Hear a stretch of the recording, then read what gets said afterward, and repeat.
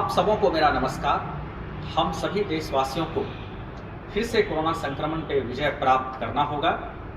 दोस्तों, पिछले कई दिनों से एम्स पटना में सीमित बेड रहने की वजह से मरीजों को दाखिल कराना मुश्किल हो रहा है। ये मुश्किल इतनी है कि डॉक्टरों एवं अन्य हेल्थ वर्कर को अपने परिवार के लिए भी बेड मिलना यहाँ मुश्किल हो रहा है। तो मैं पुनः आप सभी लोगों से गुजारिश करता हूँ, विनती करता हूँ कि फिर से होम आइसोलेशन के कंसेप्ट का पालन करें ताकि हम लोग अधिक से अधिक लोगों को कोरोना संक्रमण से बचा पाएं।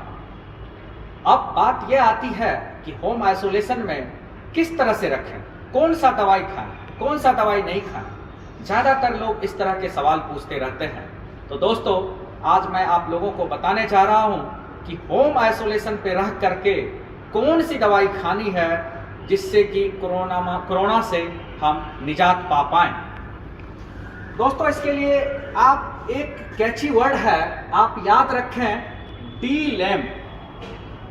डी लैम्प अगर आप याद रखेंगे तो सारे महत्वपूर्ण दवाई आप याद रख पाएंगे। तो दोस्तों, पहला मुख्य दवाई डी से है डेक्सामेथासोन 6 मिलीग्राम। ये दिन में 2 बार खिलाएं और ये दवाई आप 7 से 10 दिन तक मरीज को दे सकते हैं। दूसरा लेटर है एल। एल से है लो मॉलिक्यूलर वेट हिपेरिन। ये 40 मिलीग्राम चमड़े में देना रहता है, सब क्यूटेनियस, और इसको भी आप 2 बार दें। अब बहुत लोगों का कहना है कि हम इंजेक्शन घर पे कैसे दिला पाएं। अगर आप इंजेक्शन दिला पाते हैं तो बहुत अच्छी बात है, अन्यथा इसके बदले एक टैबलेट आता है एपिक्साबेन। ये एपिक्साबेन टैबलेट 2.5 मिलीग्राम सुबह शाम भी आप दे सकते हैं। ये भी आप 7 से 10 दिन तक दे सकते हैं। ये तीसरा लेटर है ए, डी लैम्प का एल ए से एजिथ्रोमाइसिन 500 मिलीग्राम। ये एक बार खिलाएं 5 दिन तक। और अगला है आपका एम। एम से है मोन्टिलोकास्ट प्लस लिवोसेट्रिजिन की दवाई आती है। इसको मोन्टेयर एलसी के नाम से भी आप खरीद सकते हैं। इसको आप एक बार दें 5 से 10 दिन तक। और डी लैम्प का पी जो लास्ट कैची लेटर है, ये है पारासीटामोल।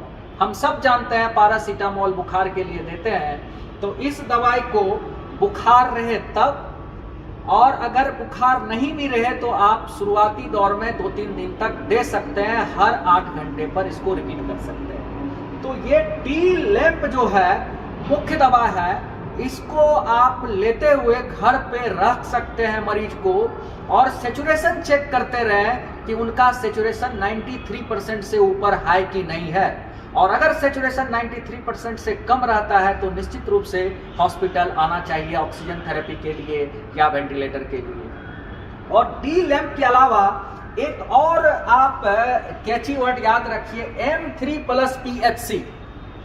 M3 यानी कि 3 चीज आपको M से याद रखनी है। M, मास्क पहनना ही पहनना है हम सब लोगों को, चाहे आप वैक्सीन ले चुके हैं या नहीं ले चुके हैं, कोरोना इन्फेक्टेड है या कोरोना इन्फेक्शन नहीं हुआ है। दूसरा M है मल्टीविटामिन्स। जितने भी तरह के मल्टीविटामिन्स है, like vitamin C, vitamin B, zinc, Evion, कोई भी मल्टीविटामिन आप चाहें तो ले सकते हैं। डेफिनेटली ये आपके इम्यूनिटी को, शरीर के प्रतिरोधक क्षमता को बूस्टअप करेगा। तीसरा M है माउथ गार्गल। चाहे आप क्लोरहेक्सिडिन से कीजिए या बीटाडिन से कीजिए, इसको आप 2 या 3 बार माउथ गार्गल करने से निश्चित रूप से आपको फायदा होगा। और 3M के बाद है आपका PHC। तो P है प्रोन पोजीशन। जिनको भी कोरोना संक्रमण हुआ है उनसे मैं निवेदन करता हूं कि कृपया वो ज्यादातर टाइम घर में पेट के बल लेटें। पेट के बल जो लेटा जाता है उसी को प्रोन पोजीशन कहते हैं, और इससे आपका सेचुरेशन निश्चित रूप से इंप्रूव होएगा। और H से है हैंड वॉश। सब लोग हम लोग फॉलो करते हैं इसको, और आप लोग भी प्लीज हैंड वॉश की प्रक्रिया को कायम रखें। इससे हम कोरोना स्प्रेड को रोक सकते हैं। और PHC का जो C है वो चेस्ट फिजियोथेरेपी। ये जो कोरोना का टारगेटेड ऑर्गन है वो लंग्स है, और ये लंग्स ही हमारा बुरी तरह से प्रभावित होता है, जिससे सेचुरेशन कम होता है और मरीज को वेंटिलेटर पे डालना होता है। तो आपका लंग हेल्दी रहे, चेस्ट ठीक रहे, इसके लिए आपको चेस्ट फिजियोथेरेपी करना चाहिए।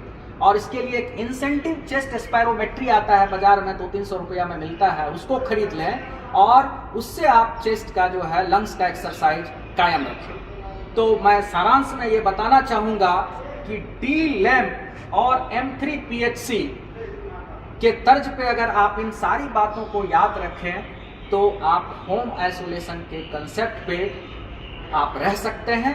और बेड नहीं भी मिले तो घबराने की कोई बात नहीं है। स्टेबल मरीजों को घर पे रह करके इन सारी बातों का ध्यान रखना चाहिए और फॉलो करना चाहिए। निश्चित रूप से आप इस कोरोना पेंडेमिक में बेड की जो किल्लत है उससे हम अपने राज्य को, अपने देश को बचा पाएंगे। धन्यवाद।